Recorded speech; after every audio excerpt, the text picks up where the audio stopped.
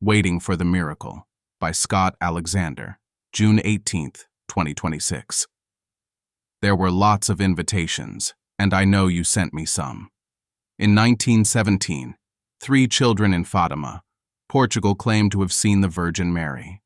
They promised she would perform a miracle on a certain day in October.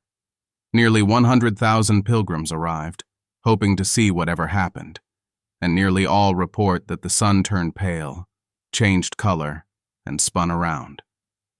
Many other writers have investigated the children and their visions, but I was fixated on this sun miracle. Despite popular discussion of mass hallucinations, this is the only example of tens thousands of people all saying they witnessed the same impossible thing at the same time. I got kind of obsessed with this. You can read my preliminary investigations in this, and this post. One of the first things I found was that there were many other sun miracles, at least 10, similar to Fatima. Most were associated with Marian apparitions, but one was at a Buddhist temple. Bigfoot only gets sighted by lone hikers. Ghosts are only ever in the corner of your eye. UFOs are just blurs in the sky. Of all the countries and outposts in the vast empire of the unexplained, it's only this one phenomenon, the spinning, multicolored sun, that regularly gets seen by thousands of people at once in broad daylight. Image. Unexplained phenomena are compared by how convincing they seem and how weird they would be if true. The sun miracle of Fatima ranks high on both measures, while cases such as Bigfoot, ESP, Bible codes, and Lenin was a mushroom are lower in convincingness, even when rated as very weird. Speaking of regularly, there's one spot where it continues even today. 50 years ago, the Virgin Mary appeared to 6 children in Medjugorje, Bosnia. Now those children are well past middle age, but she continues to come. 3 of them report that she's appeared less frequently as the years go by, but the others still see her every day at 6:40 sharp. Travelers to Medjugorje, especially those passing through around 6:40, report a slew of miracles, including the spinning sun. Certainly this is true of those whose hearts are pure. But even the atheists get lucky sometimes. I was shocked never to have heard about this before. There's a place you can just go and have a decent chance of seeing a real miracle. People take vacations to the Bahamas for the beaches, when they could go instead to Medjugorje and see the natural law of the universe get violated in real time. Seems crazy. So in early April, I and my extremely accommodating, long-suffering wife flew to Dubrovnik, rented a car, and drove down a series of windy mountain roads toward the Bosnian border, hoping for a miracle. Image. A car travels along a winding mountain road bordered by rocky hills and low vegetation. A phone and navigation screen are mounted on the dashboard as the road curves ahead through the countryside.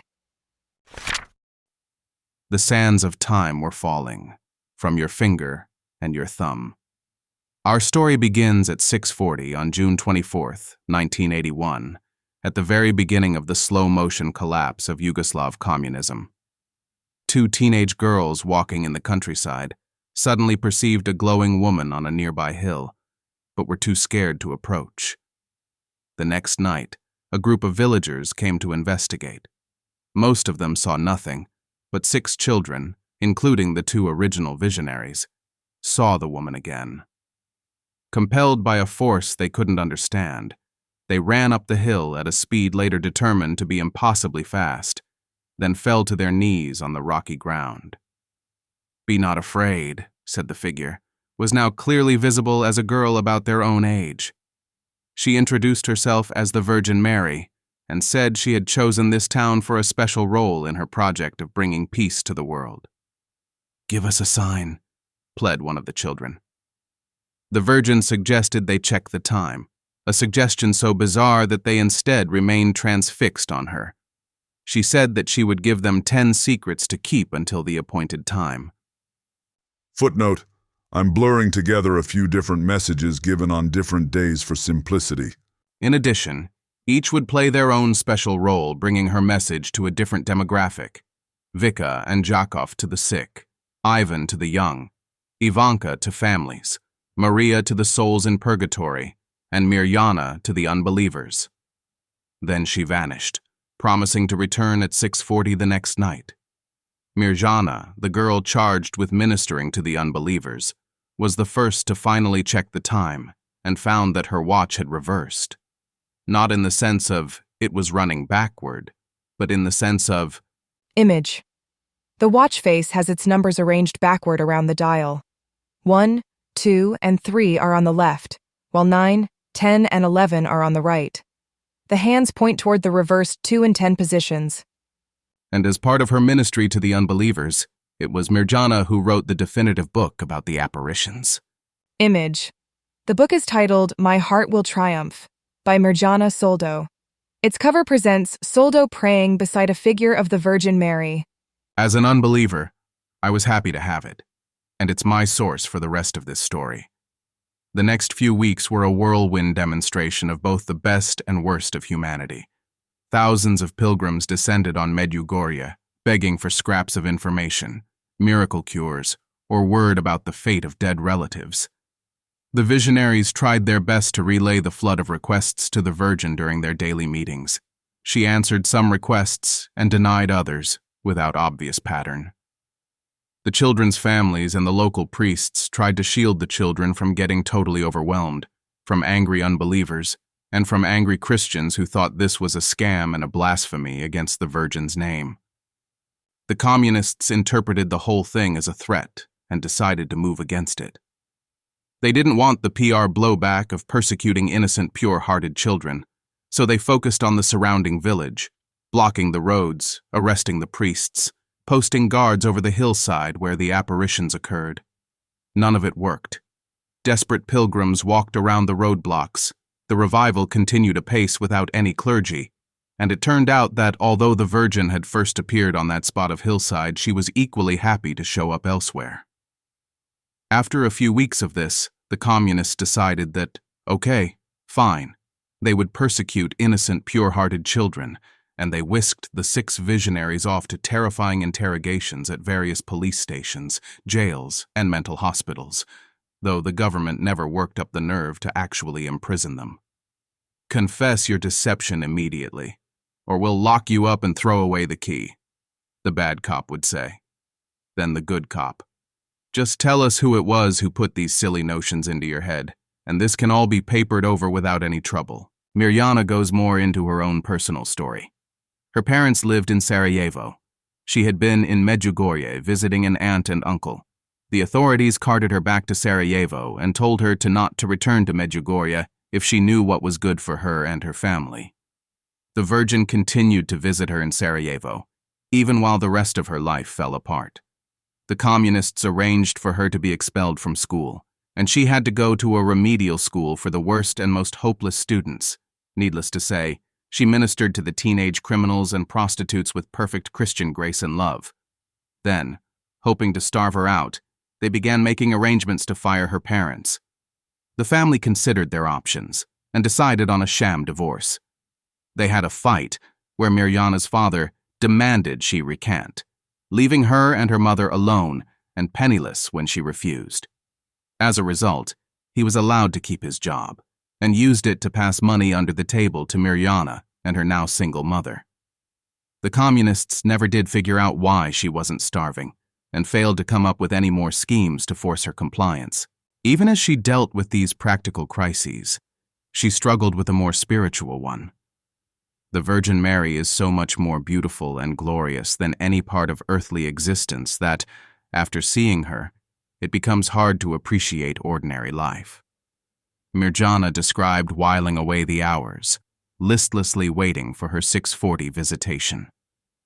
After a few years, the Virgin Mary declared their work together mostly finished, switching their daily schedule to an annual one, and the visionary fell into a deep depression. Her parents, her friends, and the Virgin Mary all got concerned for her, urging her to try to bring spirituality and religion into her ordinary life by praying and doing good deeds. This worked a medium amount, and she was able to go on living in between visitations, though always with a sense of loss and longing. If you can't beat 'em, join 'em. Eventually, the communists decided that the role of Medjugorje in the global revolution was as a revenue-generating tourist trap, and they relaxed restrictions on the site. Mirjana was allowed to return. She reintegrated into the village, married, and had children, thinking to live a normal life. It wouldn't happen. The flood of pilgrims grew to a torrent. The quiet farmland got dotted with hotels. The Pope sent them his shoes. Footnote. This makes sense. Pope John Paul II was especially devoted to Mary and wanted to visit Medjugorje, but was never able to make it. A friend sent his shoes there so it would be as if he had walked on its soil. Catholic groups across Europe, America, and beyond begged her to do tours and give speeches. When the war came to Bosnia, Mirjana and her family suffered just like everyone else, maybe not exactly like everyone else. She claims that when the Serbian Air Force tried to bomb Medjugorje, they were turned away by a mysterious and unseasonal mist. But because of the village's newfound wealth and foreign connections, plus or minus divine protection, it became a shelter for refugees and a hub for foreign aid. With the Queen of Heaven's guidance, the visionaries tried their best to help. Medjugorje soon had a Mary-themed orphanage, a Mary-themed drug abuse recovery community, and a Mary-themed anti-hunger charity. I donated a small amount to offset the sacrilege of writing this post. By war's end, Medjugorje was even more famous and holy than at its beginning. In the 21st century, the Vatican finally gave it the coveted designation of nihil obstat, a sort of middle ground where they would neither confirm nor condemn the possibility that a miracle had occurred there. Today, said Mirjana, Medjugorje is one of the great centers of world pilgrimage, a place where cripples are healed and unbelievers return to the faith, a place where the divine seems to hide behind every corner. If you're squeezed for information, that's when you've got to play it dumb. Immediately upon entering Medjugorje, I turned a corner, and there she was, the Virgin Mary. Image. A shop window is filled with Catholic devotional souvenirs, including many statues and portraits of the Virgin Mary. A large Mary figure stands at the center, surrounded by smaller figurines, icons, plaques, and images of Jesus and the Holy Family. Then I turned another corner, and lo, I saw her again. Image. A shop window is filled with Catholic devotional figures, dominated by a large image of the Virgin Mary and several smaller statues of Mary in similar poses. Other religious figures, including Jesus and saint-like statuettes, are arranged around them as pilgrimage souvenirs. And again. Footnote. Most photos in this post are mine, but when I failed to capture something successfully, I've used photos I got on the internet. You can tell which is which because mine are worse. Image. A souvenir shop window is packed with Catholic devotional items, including many statues of the Virgin Mary, saints, angels, crucifixes, rosaries, and nativity scenes. The display presents religious souvenirs in large quantities, suggesting a tourist market centered on pilgrimage and Marian devotion. In fact, there were thousands of her, and scores of saints, plethoras of popes, arrays of angels, crews of Christs, multitudes of mangers, and enough holy water to rewild the Aral Sea. Image. A shop window is packed with Catholic devotional souvenirs, including many statues of the Virgin Mary, Jesus, saints, angels, and nativity scenes. Religious portraits and small figurines fill the display, emphasizing the town's heavy focus on pilgrimage merchandise. It turns out that Mirjana's book is slightly dated. Medjugorje is no longer a sleepy village filled with pure-hearted peasants and an aura of sacredness. Now it's a giant Virgin Mary-themed Disneyland, 90% souvenir shops by weight. Whatever isn't souvenir shops is, all called things like Hotel Grace or Villa Regina. Image. A street-front complex includes Villa Regina Hotel and Hotel Grace, above a restaurant and pizzeria named Regina. The businesses use names associated with Mary and religious devotion, while serving tourists with lodging and food. Or named after angels. Image. A multi-story lodging building is named Villa Gabriel, with an angel wing motif incorporated into its sign. It appears to be one of the religiously themed hotels or villas in Medjugorje. Or popes. Image. A hotel sign advertises the Wojtyła Hotel, named for Karol Wojtyła, Pope John Paul II. It lists rooms, a cafe bar, and a terrace. Is there anywhere suitable for a Californian atheist like me? Image. A hotel bears the name Barbarich, which reads much like barbaric in English. The building has balconies and guest room windows, suggesting a small lodging or guest house. Perfect. Footnote: this hotel was actually named after Father Slavko Barbaric, a local priest. My plan was to interview the residents and pilgrims. I knew that many people who came to Medjugorje saw sun miracles, but how many? The reports were numerous enough that I could believe it was almost everyone. Or it could be selection effects, and it's only 1 in 1,000, or 1 in 10,000. And what was the pattern? If the spinning sun was real, we might expect shopkeepers who had been there 10 years to have seen it 520x as often as pilgrims who spent a week. But if it was a hallucination, triggered by excessive religious enthusiasm, maybe the pilgrims would see it multiple times during their week, and the shopkeepers not at all. Nobody had previously collected statistics on this, so, fancy journalist's notebook under my arm, I resolved to be the first. My destination, the great square in front of St. James's Church, where travelers gathered to listen to the Mass being broadcast via loudspeakers in all the languages of the world. Image. Pilgrims and visitors gather in the broad square leading to St. James Church in Medjugorje. The church has 2 tall bell towers topped with crosses, and people walk across the plaza or stand near the entrance. There's nowhere like a pilgrimage site for people watching. Yes, there were the expected nuns, priests, and elderly women with the light of faith shining in their eyes. But there were so many other kinds of people. A busload of Asian tourists snapping pictures with their camera. A man with the most rabbinical-looking beard I have ever seen, wearing flowing black robes and a blue baseball cap. A woman in a dress lower cut than I would usually associated with churches, covered in enough cosmetics to turn heads at Mar-a-Lago. Mothers desperately trying to redirect herds of 5 or 6 children each. A 10-year-old in a Ghostbusters t-shirt, which under the circumstances I considered slightly offensive. Unwilling to interrupt people imbibing the holy atmosphere, I stood at a path leading away from the church, notebook in hand, and accosted passers-by, asking for their experiences. Here's what I learned. People hate being accosted by someone with a notebook, asking if they have a few minutes to answer some questions. Bosnians hate it even more than the ordinary cross-cultural background of hating this. Some of them will say that they don't speak English, even though in other situations basically everyone in the town speaks English just fine. Some of them will literally refuse to acknowledge my existence. Of the various pilgrim ethnicities, the Irish earn the exception, living up to their reputation for friendliness, except don't you know they were all late for some very important religious event, and didn't have time to talk right now, although they would definitely help me later. I tried several other locations, a bench in a quiet part of town, a little plaza in front of a store, with no better luck. Eventually, I resorted to buying little trinkets from souvenir shops to see if the shopkeepers would talk to me. This worked once. I cannot describe how much I hated this. I am introverted and socially awkward. Cold approaches to dozens of people who are annoyed by my existence is a torture worthy of purgatory. Still, I endured, and after several hours, I had a few reports.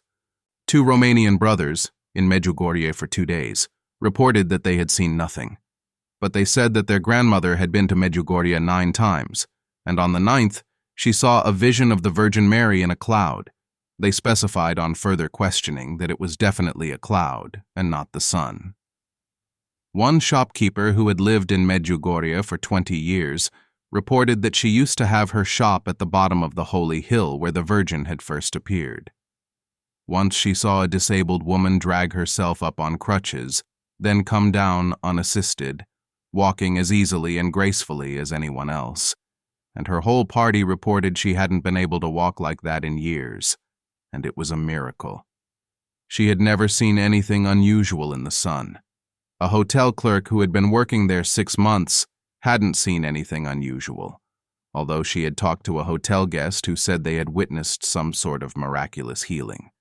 They had heard vague rumors that there were sun miracles in Medjugorje, but didn't know anyone who had seen one. The whole process was so discouraging that I wrote off the entire gather statistics about Medjugorje project off as a loss. That left the second half of my plan. I was going to stare at the sun for a somewhat inadvisable length of time and see what happened. When you know that you've been taken, when you're begging for a crumb. Having returned to my hotel room in defeat, I spent the night finishing My Heart Will Triumph and trying to figure out what to make of it. The first step was to learn the other side of the story, and the Medjugorje Wikipedia article served admirably. It was clearly written by a hostile unbeliever and focuses on the visionaries' material success. The religious speakers circuit has been very good to them. Most, all, of them now own tourism-related properties in Medjugorje. Most, all, are millionaires. The article, gloriously petty, lists the locations of their various mansions and villas. One of them married a former Miss Massachusetts. This is awkward, but only updated me slightly. To a first approximation, everyone who was in Medjugorje in 1981 must have gotten rich off tourism. A quick count of the number of hotels per square kilometer makes it clear that this required no special shadiness. Mirjana writes about how she struggled with the decision to become a nun versus get married and live a normal life, and how the Virgin Mary's advice helped her pick the latter. All of these people have happy families and lovely children, and there's no shame in honest wealth. Let he who would never marry Miss Massachusetts if the option were available throw the first stone. More problematic is the heresy. Decades of daily visitation from the Virgin gave her the opportunity to say a lot of stuff. In particular, she said some beautiful-sounding things about God loving all religions equally, which happened to be extremely contrary to the position of the Catholic Church. They think God loves Catholicism more. Those with more theological knowledge can review the whole list of supposed missteps here. And, in 1956, a bedridden Italian woman claimed that Jesus and Mary appeared to her regularly and gave her vast amounts of information about their earthly lives. She collected these into an epic called The Poem of the Man-God, a sort of latter-day gospel narrative dictated directly by Christ. One of the Medjugorje visionaries, Maria Pavlovich Lunetti, asked the Virgin Mary whether it was legit, and the Virgin said that it could be read, "It makes for good reading." Bad answer. The Church has said the poem is super heretical, and the historical scholars have their own concerns, like references to screwdrivers, vanilla, prickly pear cacti, and other things not known for their presence in first-century Judea. Accordingly, the Virgin's apparent endorsement of it as a fun yarn scandalized Catholic theologians, also counted as a mark against Pavlovich Lunetti. One of the priests who helped the children during those first few apparitions in 1981, Father Tomislav Vlasic, later fell off the deep end. He founded a sect called Church of Jesus Christ of the Whole Universe, with fringe beliefs and, wait for it, sex scandals. Through it, Pavlovich Lunetti stood by him, joined his weird commune, and said he was an okay guy. Vlasic claimed the okay guy message came directly from the Virgin. When he was later revealed not to be so okay after all, Pavlovich Lunetti claimed it did not.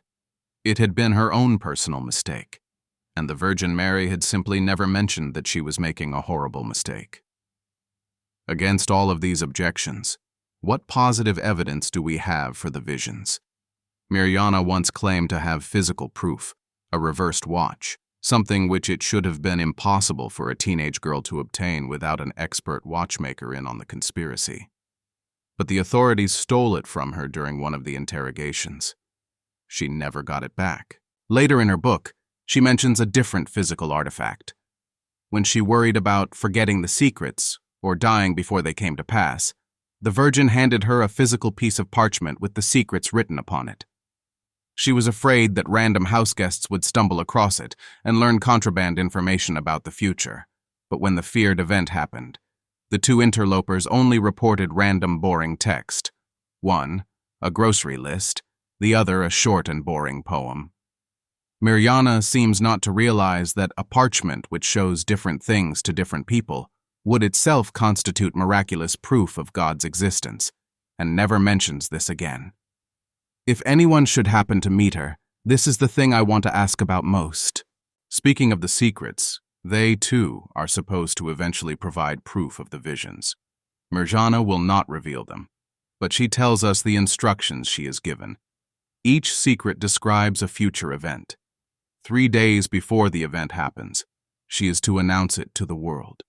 In case she dies before the last secret is revealed, she is allowed to share them with one priest, who will carry out this task in her stead. Otherwise, she gives us 2 clues. First, the third secret involves a sign that will take place on the hill near Medjugorje, where she first saw the Virgin, and which will serve as undeniable proof of the faith. Second, the secrets are pretty scary, and people will be very unhappy about them, but in the end, they will be part of the divine plan, and we should have no fear. My main thought about these secrets is, Mirjana is currently 61 years old. The average female life expectancy in Bosnia is 81. Although Mirjana mentioned worrying that she might die before the secrets are revealed, she seems to treat this as a remote chance worth warding against, e.g. the chance that we all might die in a car accident or something, not as a likely outcome. That means the secrets must refer to a time sometime in the next 20 years or so. As clock ticks and the years go by, the chance that Mirjana's prophecy is true decreases accordingly. On the other hand, my beliefs tell me that we are in for some pretty crazy stuff in the next 20 years, and I can't fault anyone else whose beliefs imply the same. Aside from these poor tokens, our only evidence is the case presented by Mirjana herself. In the early days, I was deeply hurt whenever someone accused me of making everything up. I always wanted to ask them, why would I invent such a lie? What would I gain by lying? I would have to be an extremely troubled person to lie about such things, especially during communist times. Before the apparitions, I had a beautiful life. I lived with parents who cherished me, and I went to one of the best schools in Sarajevo. Why would I want to turn my life upside down? Why bring turmoil and agony into an otherwise pleasant situation? Only an unstable person would do that. But I was not the only one. There were 6 of us, including a 10-year-old boy who much preferred playing soccer over praying. By Mirjana's telling, before June 1981, the 6 visionaries weren't especially religious. They barely knew each other. They'd crossed paths before. It was impossible to do otherwise in such a small village, but they were hardly close friends. Then, when the whole village went to the base of hill to investigate the previous day's reports, those 6 children all immediately broke out of the crowd, ran up the hill, fell to their knees at the same spot, and would spend the rest of their lives saying that they saw the Virgin Mary. All 6 continued to see apparitions throughout their lives. All 6 faced brutal questioning, threats, and retaliation from the communists without changing their story in the slightest. All 6 would speak to fellow Christians, the media, and curious tourists about their past and present visions without sounding the least bit uncomfortable. All 6 would submit to experiments by various scientists and psychologists interested in their experience, which would always return results of IDK. They seemed to be in some sort of weird trance. Footnote. My favorite story along these lines, an American audio engineer came to Medjugorje, hoping to recreate the voice of the Virgin Mary. He spent several days questioning the visionaries. Did she sound more like this sample here, or more like this next sample here? Before concluding that she sounded nothing like any earthly voice and giving up. I'm not sure what to make of this. In case anyone in the exhaustively categorizing spiritual experiences branch of our conspiracy wants to try their hand, I present a suggestive passage in which Mirjana describes her experience of seeing the Virgin. Towards the end of every month, when the apparitions were happening monthly, I begin to pray and fast more intensely, which helps me feel closer to the Blessed Mother. An enormous excitement builds in my heart. I get little sleep on the night before the apparition. I toss and turn in bed. Anticipation steals my breath and makes me feel like I'm suffocating. But when I pray, I feel as if God gives me strength, as if He whispers to me, You can do it. And only then am I able to wait patiently until morning. In the past, I only knew that she'd appear to me at some time on the 2nd. But these days, I know that Our Lady always appears to me a little before 9 a.m. Footnote. Elsewhere I say that she always appears at 6:40. The contradiction is because Mirjana's apparitions were, at the time of writing, once per month. 2 other visionaries have daily apparitions. These are the ones associated with most of the sun miracles I've read about, and these are at 6:40. I usually spend the first part of the morning praying in my living room. By then, I can feel the love building in my heart. I can feel the moment drawing near. But it's not yet time. By a little after 8, I'm beginning to experience the feeling of heaven, and I can sense Our Lady's presence and hear her faint voice in my heart. That's when I'm able to encourage myself. I can do it, I think. See, she does love me. I'm not such a sinner that she won't come. But as my consciousness drifts farther into heaven, I comprehend less of what's going on around me. For example, I invited an American friend to come with me to the Blue Cross, a literal cross on the hill in Medjugorje, for one of the recent apparitions. When we met in front of my house that morning, I greeted him and asked him how he'd been, but he did not reply. Finally, he politely said, "Mirjana, I'm sorry, but I don't speak Italian." Of course. I knew he spoke English, but my thoughts were so jumbled before the apparition that I even forgot what language I was speaking. Some people even get offended when they tell me something and I do not respond, but it's difficult to explain that I'm already halfway in another world. The volunteers escort me down the street to the Blue Cross site, where Mirjana has her visions in public for pilgrims, and I stop to greet people if I feel compelled to do so. At this point, my heart is bursting with love for everyone I see on my way. Usually, when we reach the base of the hill, the crowd of pilgrims is so large that it blocks the entire street. Italian people are known to be blessed with passionate temperaments, and some of them think it's necessary to touch me, as if I'm some kind of saint or miracle worker. One time, I even caught a woman trying to cut off a lock of my hair as a keepsake. When I was on my way to one apparition, a disturbed woman in the crowd grabbed my arm so forcefully that it dislocated my shoulder. Intense pain shot through my entire body, and I cried as I held my injured arm with my other hand. When I finally reached the Blue Cross, I was in agony and my body trembled. I prayed in silence, "Blessed Mother, please come quickly. I can't withstand this pain much longer." When Our Lady appeared, the throbbing instantly vanished. In heaven, there is no pain. There is only love. As I kneel on the fat rock facing the Blue Cross, I feel like I'm losing my breath. My heart is awash with a maelstrom of emotions. I would probably hyperventilate or pass out if not for the calming effects of prayer. The feeling builds to a crescendo. I put my hand over my chest as if to prevent my heart from jumping out. I gasp for air. Suddenly, it's as if someone flips a switch, the world disappears, and I'm encompassed in a great, unending blueness. Our Lady is before me in the middle of it all. Every pain and fear disappears. I'm comforted. I'm loved. I'm complete. I'm not aware of anyone or anything around me. I'm not even on the hill anymore. Everything is concealed by the blueness, which itself is difficult to describe. I might compare it to the colour of the sky on a cloudless day in springtime. But it's really nothing like the sky. In fact, it's more than just a colour. It's like a place and a feeling at the same time. It totally envelops me and Our Lady. I see her like I see anyone else, as a tangible, physical being, in no way transparent or spectral. Her beauty, however, is clearly not of this world, and when she speaks, it's like music from heaven. But her voice is more than a sound. I hear her voice with my ears, but also with my heart, with my entire being. One time, an acoustic engineer came from New York with the goal of identifying what Our Lady's voice was like. He brought recordings of many different types of voices. With headphones on my ears, I listened to all of them, but nothing came close. Our Lady usually gives me a message halfway into the apparition. Sometimes I get concerned that I won't be able to memorize the message, especially if she says some words I never personally use, and I've even asked her, will I be able to remember all this? She responds with a gentle smile, as if to say I needn't worry. When she gives me the message, She doesn't always speak in the same continuous way that I dictate it later. Instead, she connects certain parts of the message with what has happened and what is supposed to happen in the future.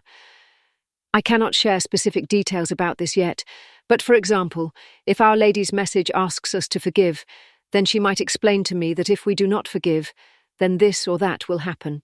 She usually concludes by saying, "Pray, pray, pray," and then she rises slowly into the blueness, almost as if being vacuumed away. Our Lady rises just a short distance before she disappears, and the blueness immediately recedes with her.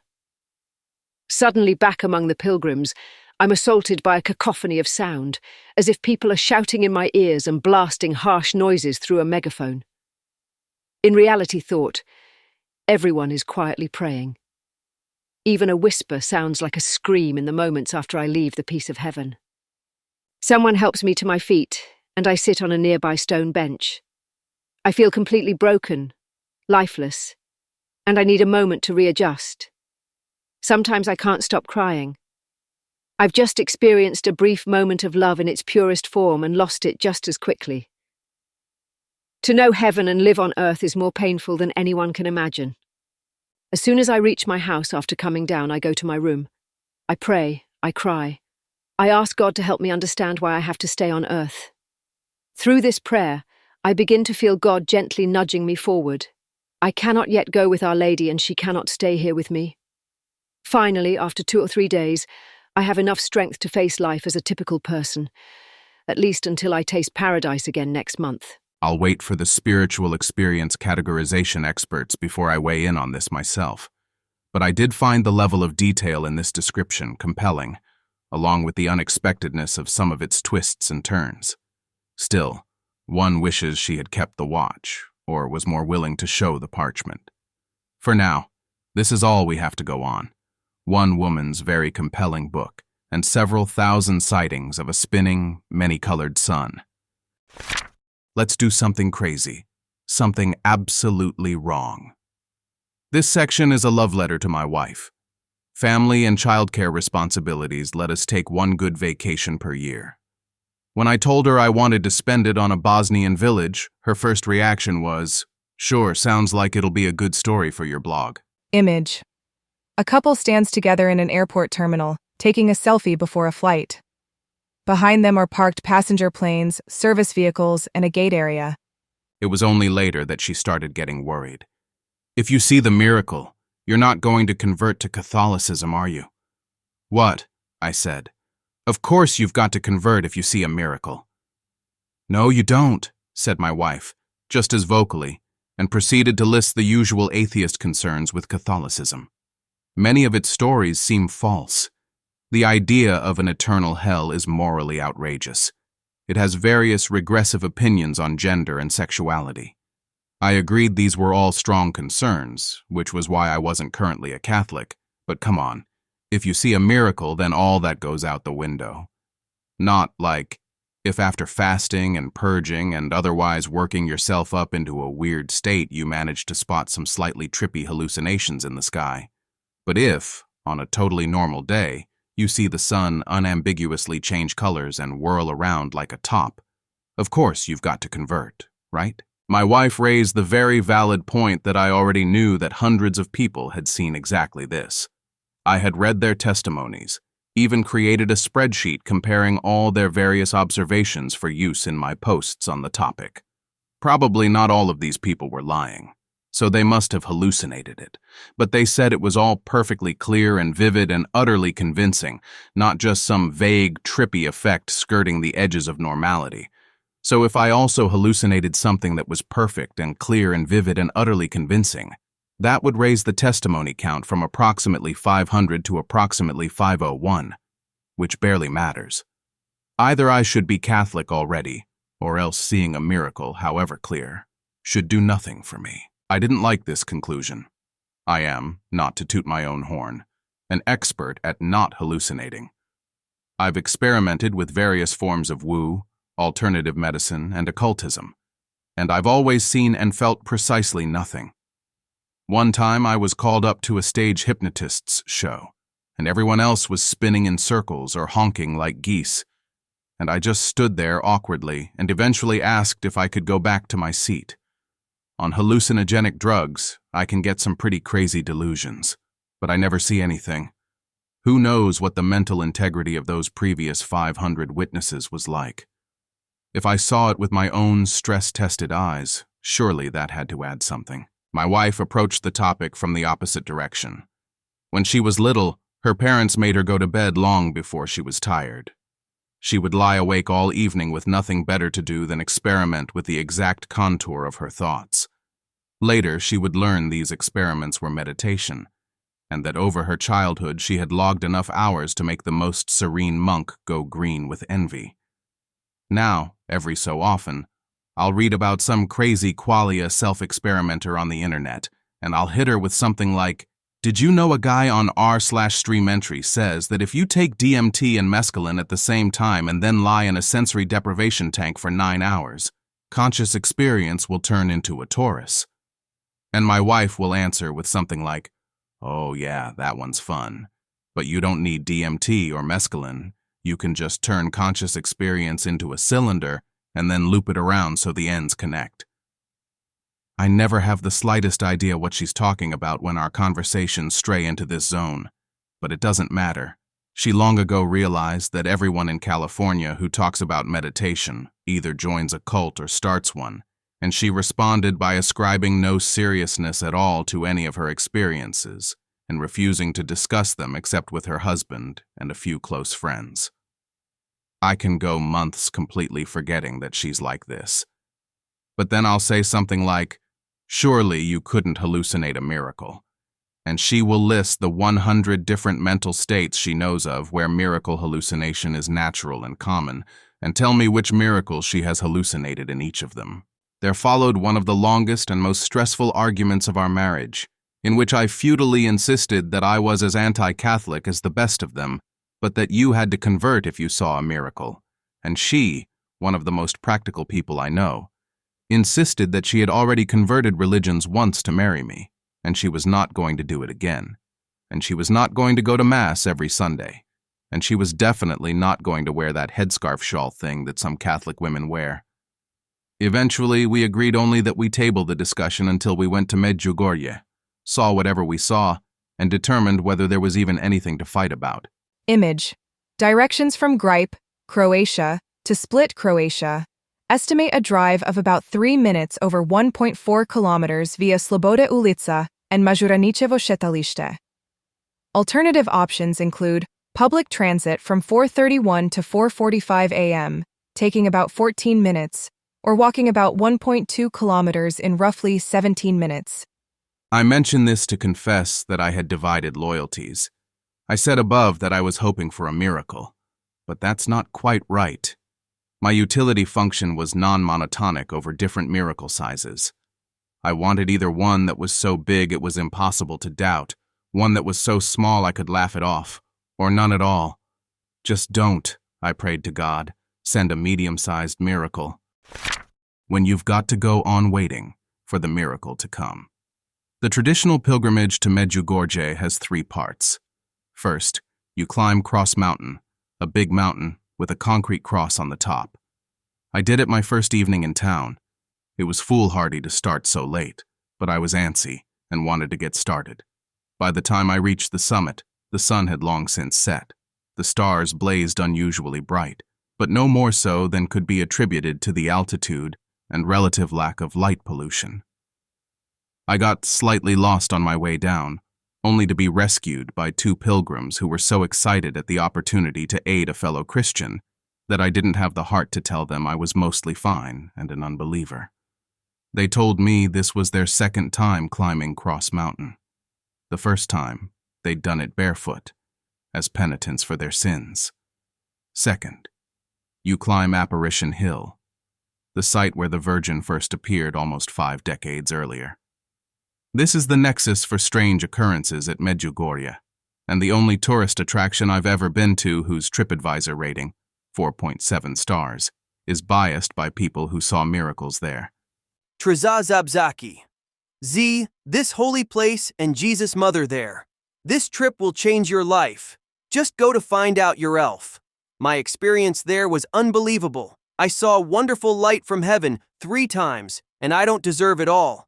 But Our Lady, she was kind to me. Love you, Mother. Honest B. Miracles happen. This is a beautiful little spot where Our Lady appeared. It's a great place to be alone and gather your thoughts and pray. I've seen miracles happen up there. This is a reason to come back for another visit. You'll not be disappointed. If you can't trust Honest B and Trezazabzaki Z, who can you trust? I went up around noon of my second day. The top was pretty and peaceful, and the throngs of pilgrims praying before the statue of the Virgin impressed me with their obvious joy and faith.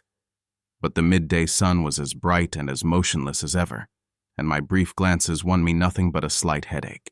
Image. A rugged stretch of Apparition Hill is covered with loose rocks, scrub, and scattered trees. A rough footpath winds through the hillside, with distant hills and buildings visible beyond the trees. Third, you pray at St. James Church. My wife had finally recovered from the cold she'd gotten on the flight in, so the two of us headed over late afternoon, hoping to make it before the 6:40 mark when miracles are most common. The church itself was full, and besides, had no line of sight to the sun, but loudspeakers blasted the prayers to a lovely park in the back. Nearer the church, a crowd sat and worshipped. Further away, other couples lounged on the grass, half listening to the prayers and music. A few small children played ball beside an absolutely no ball games sign. Image. 2 church towers rise behind a tree-filled park. People are gathered around the church grounds and along the paths, with open grass in the foreground. I was glad to have my wife with me, both for the obvious reasons and for one clandestine one. In many of the stories out of Medjugorje, one person in a group had seen the spinning sun first, then pointed it out, and then everyone in the group had seen it. This didn't really fit the hallucination theory, unless the hallucination was somehow contagious, maybe through mass suggestion. The obvious experiment was for me to shout at a random moment, "Look! There it is! The miracle!" and see whether other people agreed or not. I was too much of a coward to do this in a random crowd. But I could do it to my wife. The problem was, my wife knew me really well, and I didn't think I could lie to her successfully. Also, I hated lying. Even lying for a good cause when I knew I would be forgiven afterwards. Also, we were still in a sort of awkward truce over the question of whether you had to convert if you saw a miracle, and I was scared of opening that wound. Also, it was 6:30. The miracle most often happened at 6:40. If I did it before then, we would both be in a kind of bad mood, and maybe when the miracle was actually supposed to arrive, we would be poisoned against it. But if I waited much after 6:40, the sun might be too low on the horizon to be clearly visible. I fretted over this for about 10 minutes, then resolved that I would try it at 6:35. I steeled myself up. I rehearsed the exact sequence of events I was going to try. I would grab her by the shoulder. I would point at the sun. I would say, "Look, there it is, the miracle." I would let her look for 10 seconds before admitting my deception. We would laugh about it afterward. Nothing would go wrong.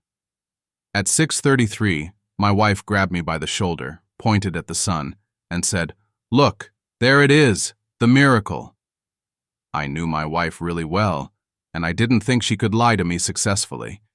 And she didn't look like someone who was lying. She was staring straight at the evening sun, as intensely as I'd ever seen her do anything. "Do you see it?" she asked. "It isn't bright anymore. It just looks like a disk. It stopped being painful to stare at." There was no contagion, no suggestion effect. The sun looked totally normal to me.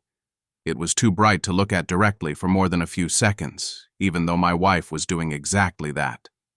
"It's changing color," said my wife, "and sort of pulsing or strobing or something. Wow. You're not seeing this?" I looked harder. I wouldn't describe myself as seeing any kind of miracle. The sun was partly behind some thin clouds. The clouds made the disk slightly less bright than usual, but were themselves very bright. So much so that the afterimages from the sun bled into the afterimages from the clouds in an odd, almost violent way. I wouldn't have noticed it was strange on my own, let alone called it a miracle. But maybe now that she'd mentioned it. Image. A low sun shines through thin clouds above a line of tall trees, with a hillside and a few people in shadow below. The glare dominates the sky, matching the account of staring at a bright sun near sunset. Since we were deliberately miracle gazing, I took pictures of the sun every few minutes so that we had a photographic record. This one was taken around 6:30, just a few minutes before the miracle started. Image. The sun is low near the horizon, partly hidden behind trees in a quiet roadside area.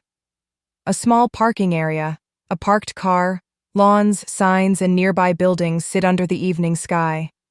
Another picture taken around 6:33, while my wife was seeing the miracle, but it's worse and the sun is less clearly visible. "Oh, there it goes," she said, after about 30 seconds. "It's back to normal." And then, "Oh wow, I'm really crying right now." She hadn't thought the sun had been bright, but her tear ducts apparently disagreed. Then, "Oh, I have a big white spot in the center of my vision right now. I sure hope this isn't permanent." A few months earlier, I'd read through all the ophthalmology journal articles I could find that mentioned sun staring at Medjugorje and was now something of an expert.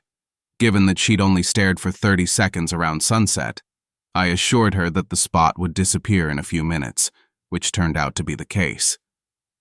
"That was pretty cool," she told me, once the immediate afterimage-related crisis had passed. Those were her exact words. Pretty cool. On our way back to the hotel, she passed a church with unusual roof tiles, which she also dubbed pretty cool. Like I said, one of the most practical people I've ever met. The maestro says it's Mozart, but it sounds like bubblegum. We didn't convert to Catholicism, but we did spend a while comparing notes and trying to figure out what had happened. In retrospect, it was great luck that my wife saw the miracle so much more intensely than I did. It gave us different perspectives that let us sort of triangulate what was going on. Here's our working theory for what happens when people see the miracle. Step 1. Sun within a narrow range of unusual dimness, surrounded by clouds in a narrow range of unusual brightness.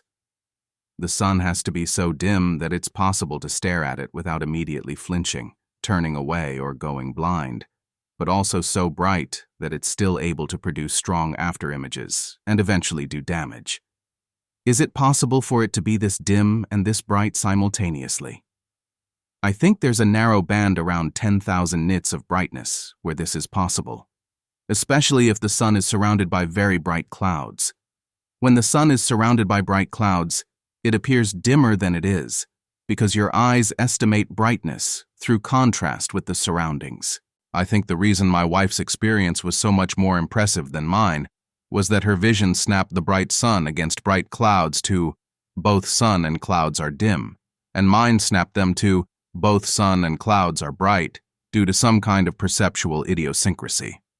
In this band, someone primed to expect a miracle will look at the sun, see that it looks dim or pale, and notice that it's possible to gaze at it without feeling pain. This will be surprising enough that they'll keep staring, precipitating the rest of the miracle.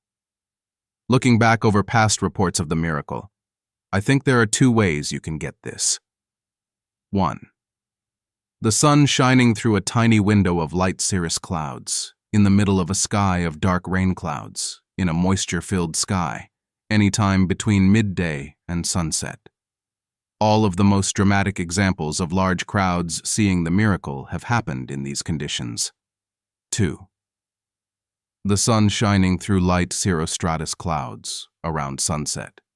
Many of the Medjugorje reports, including ours, happened in these conditions. Image.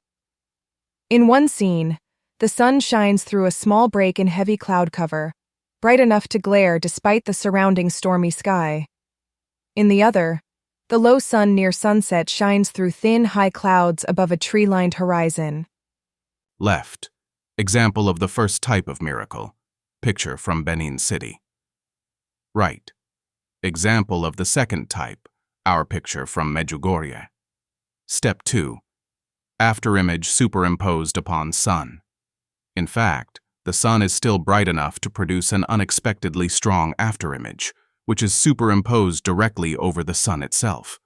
Like all afterimages, these cycle between yellow, blue, and pink as different receptors come on and offline.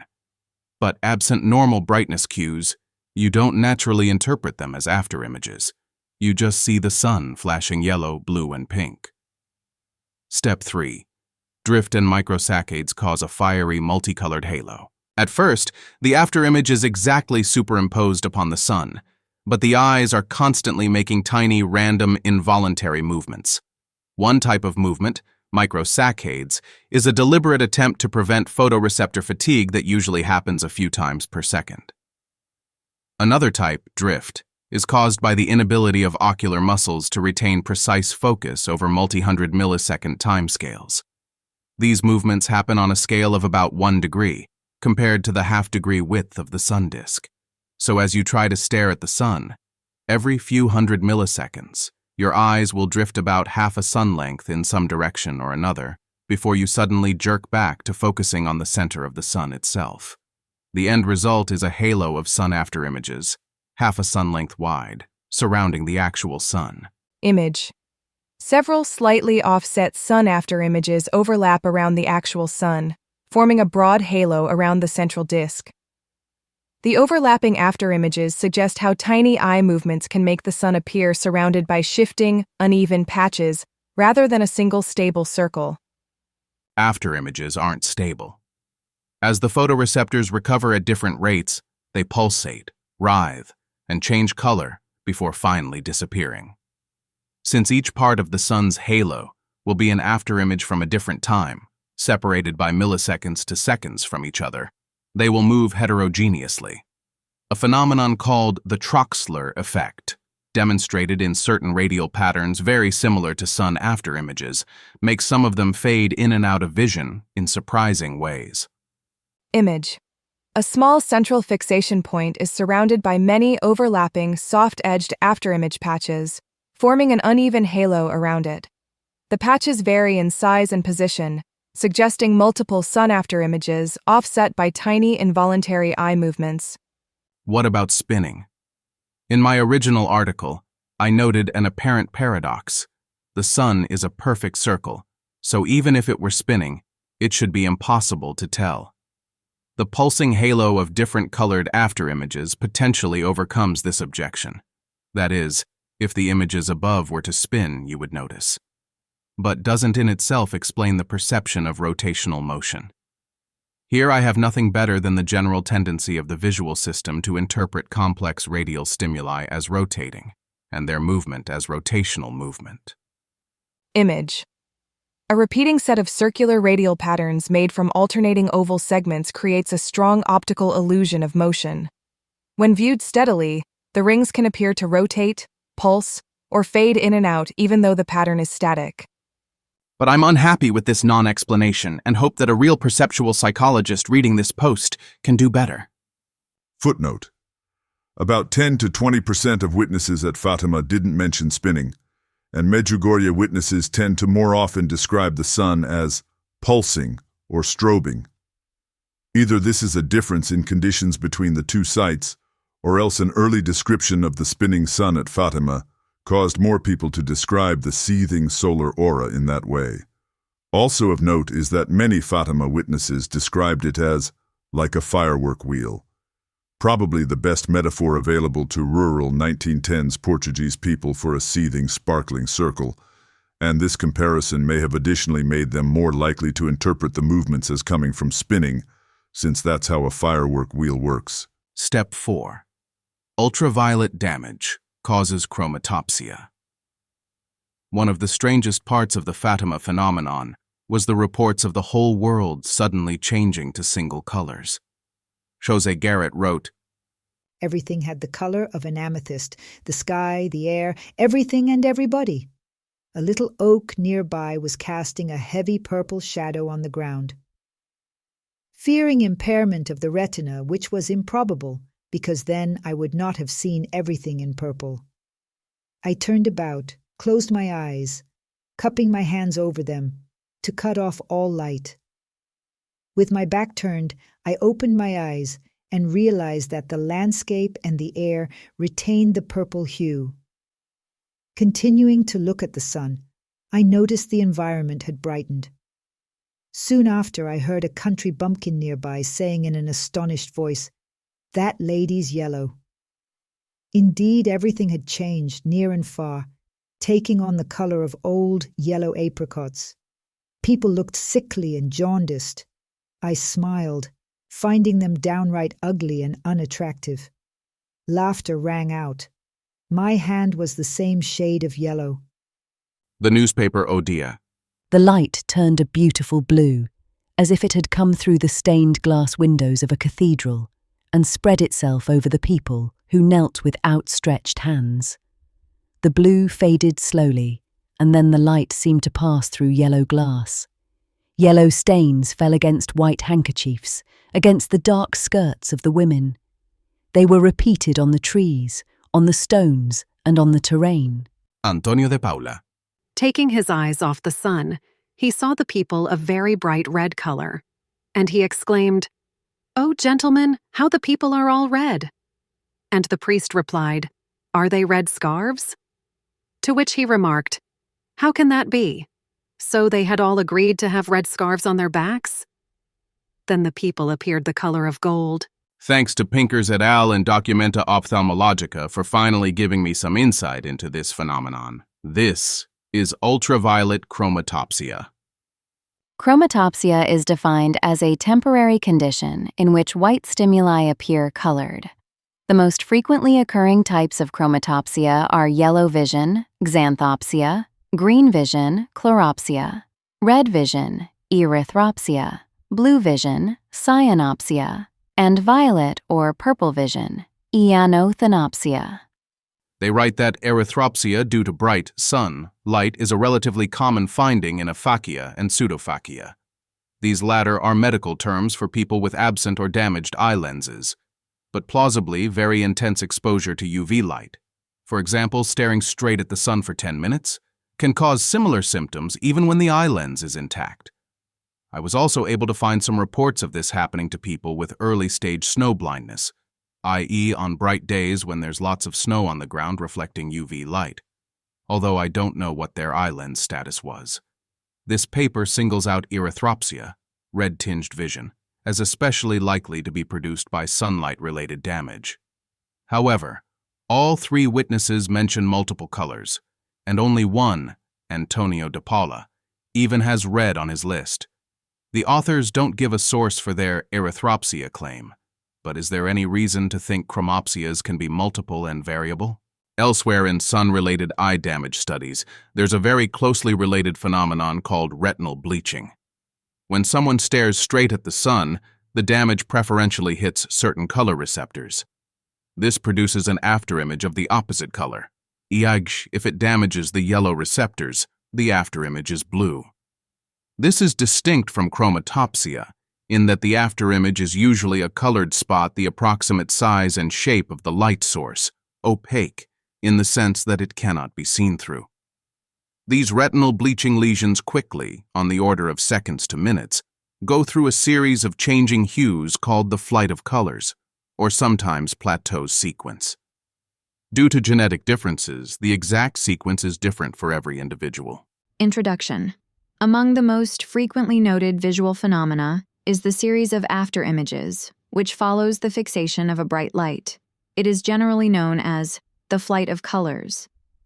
Although these afterimages have been more than an occasional object of experimentation for several centuries, the results have been far from uniform.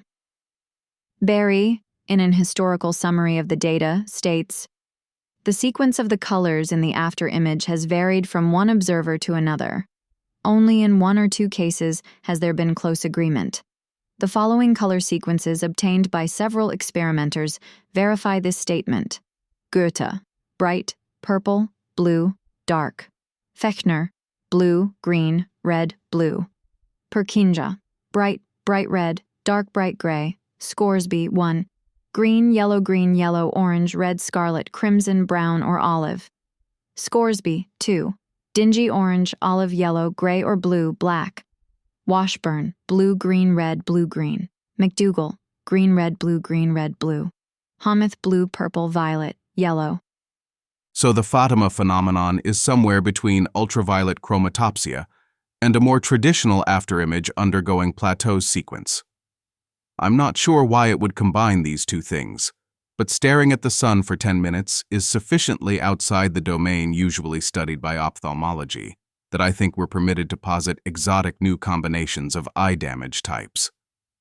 The Fatima color changes so closely resemble these two well-known diagnoses that I think something in the same family should be our working hypothesis. This is, I guess, pretty disappointing. Early on, I dismissed afterimages as too obvious and dumb to explain the entire phenomenon that dazzled so many smart people. I'm split between admitting that I was wrong and objecting that I've added so many lovely epicycles to the afterimage theory that should count as a new theory that avoids those concerns. Still, in the end, I do think it was basically afterimages and eye damage. Objections to my theory. I discussed this theory with Fatima true believers, including Ethan Muse, who gave me helpful pushback. Objection 1. You can't extrapolate from sunset to midday. My wife gazed at the sun at evening through light clouds, but the Fatima miracle happened at midday through a clear sky. Or rather, the rest of the sky was cloudy, but there was clear line of sight to the sun. This means I can't rely on cloud scattering light-based explanations, and also, everyone would have been blinded, or, at best, forced to look away, before they could get any of these phenomena. Against this, the Fatima miracle occurred just after a heavy rainstorm. I think, without being able to name exactly what was going on, that this created a layer of moisture in the atmosphere which dimmed the sun without seeming like it was obviously blocked by clouds. I'm not an optical physicist and can't give details, but here's what the LLMs have to say. The setup. The Beer-Lambert law says the fraction of light transmitted through an attenuating layer is T equals e to the power of negative tau, where tau is the optical depth. If a star is hidden behind a cloud of optical depth tau, it will be dimmed by 1.086 times 2 magnitudes.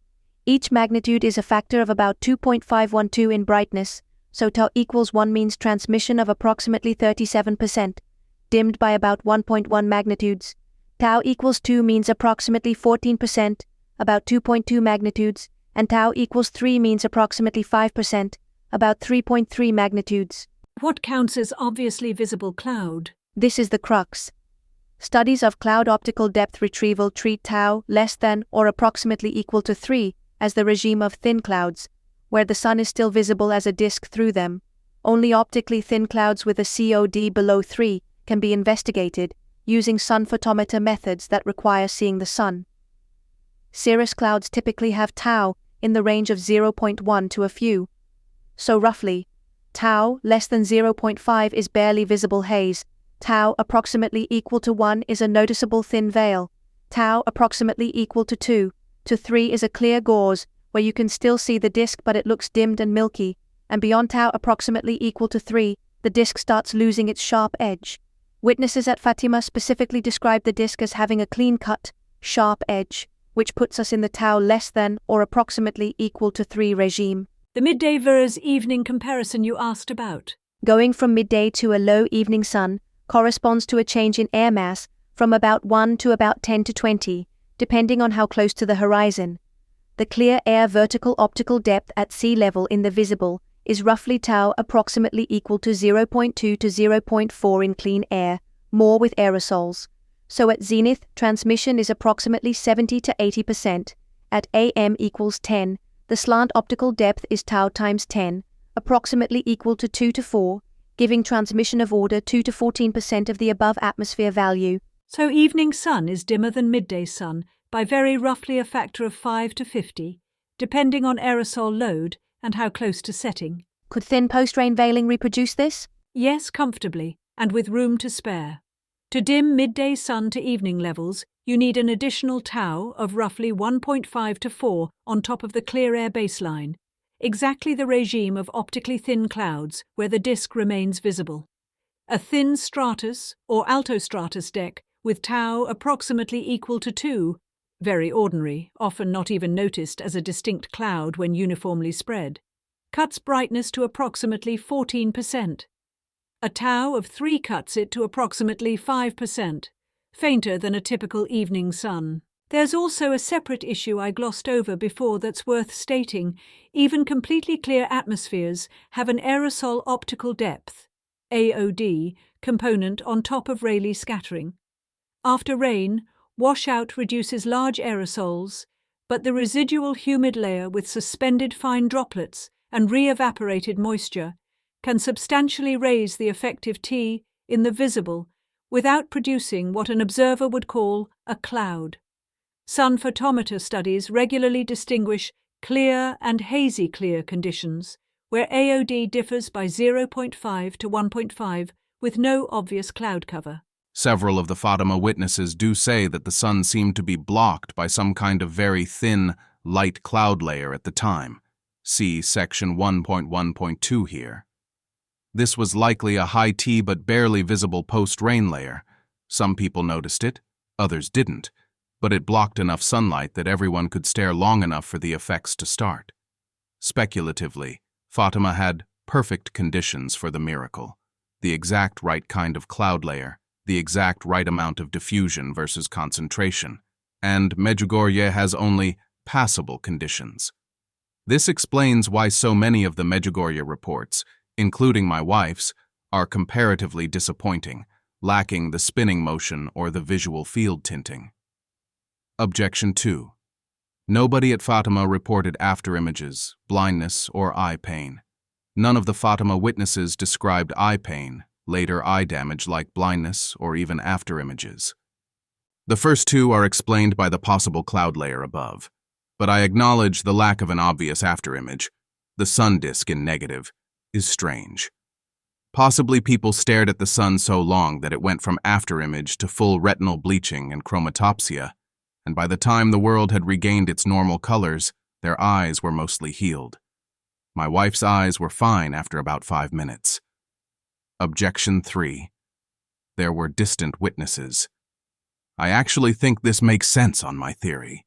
We know that many of the distant witnesses had heard there was going to be a sun miracle at Fatima, and were looking up at the same time. The same rainstorm was covering the whole region, and it wouldn't have been too surprising for the conditions to be right in other places too. There are even a few cases of distant witnesses in Lisbon or further afield. These don't make sense for a real phenomenon, since one would expect that everyone in Lisbon, a huge city, would have seen it, rather than just 1 or 2 people. But it does make sense if everyone who stared at the sun very hard saw it. And that was everyone in Fatima, some people in surrounding villages who were very aware of the situation, and a tiny number of people in Lisbon who just so happened to think about the story they'd heard about some far-off town that might be having a sun miracle. Objection 4. There was too much other weird stuff. Fatima witnesses reported a wide variety of other extraordinary phenomena, including the sun zooming towards Earth, the Virgin Mary appearing in the sun, other religious iconography appearing in the sun, shooting stars, color changes even among people who never looked at the sun, and the sudden drying of wet clothes. The sun zooming towards Earth might have just been sudden changes in the size or brightness of the diffuse cloud region. As for the others, I can only appeal to the literature on eyewitness unreliability. Witnesses to crimes often confabulate details, especially details that fit the stereotype of things that happen at crimes. For example, they might report having seen broken glass at a minor car accident where no glass got broken, or remember a criminal leaping a turnstile to get to the crime scene when he entered normally. Is it weird or even hypocritical to bring up eyewitness unreliability this late in the game, after having generally tried to accept the frame where thousands of people really saw the sun spin and change color? I don't think so. Eyewitnesses rarely confabulate entire crimes when in fact it was a perfectly normal day when nothing happened. When someone is in a stressful, shocking situation outside their normal range, they get confused enough that they confabulate extra details, or lean on their stereotypes of the situation rather than the reality. Seeing a miracle is so unusual that it might place someone in the same sort of altered state as seeing a crime, where their attempts to regenerate their memory from its traces bumps up against inexperience with the entire genre of situation. Something like this has to be true. The sheer variety of miracles reported by different Fatima witnesses, which other witnesses don't mention or outright contradict, doesn't match any particular single miracle that could have objectively occurred. I think it's fair to concentrate on the parts that almost everyone saw, the spinning multicolored sun, and dismiss the rest as the consequences of the mental shock of having seen any miracle at all. Objection 5. Do we need too much fine-tuning? One of the most compelling aspects of the Fatima miracle has always been that it was predicted in advance. This rules out most meteorological and astronomical phenomena. What's the chance that this particular rare event would happen at the exact time predicted by child seers beforehand? My theory requires only a certain pattern of diffuse clouds. How unlikely is that? We saw it at Medjugorje once during 3 days of relatively frequent checks. Although we may have gotten lucky, other people spend much longer and don't see at all.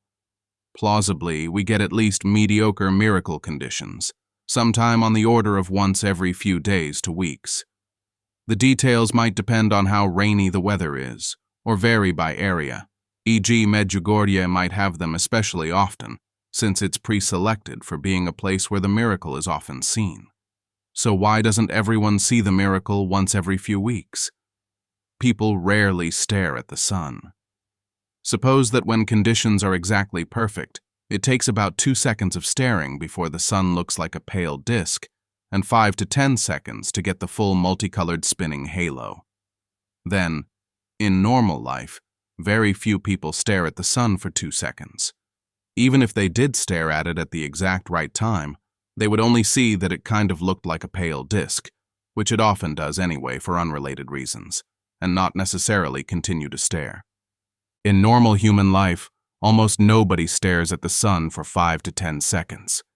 The only exception are people in the sun-gazing movement, who do sometimes report experiences similar to the miracle. At Fatima, there are records of the pilgrims arriving with an expectation that there might be a sun-related miracle. At least somebody would have been checking the sky when the right conditions started and would have shouted, "Look, the miracle." People would have stared at the sun for 2 seconds and seen it as a pale disk, which would have been intriguing enough that they would have marked the beginning of the miracle from that point and continued to stare. Then, after 5 to 10 seconds, they would have seen the full multicolored spinning halo. Then, when people asked them about it later, they would have said the miracle began immediately and hadn't required any special amount of staring at the sun. As further evidence, after we got home from Bosnia, I was on the lookout for conditions like those under which we'd seen the miracle.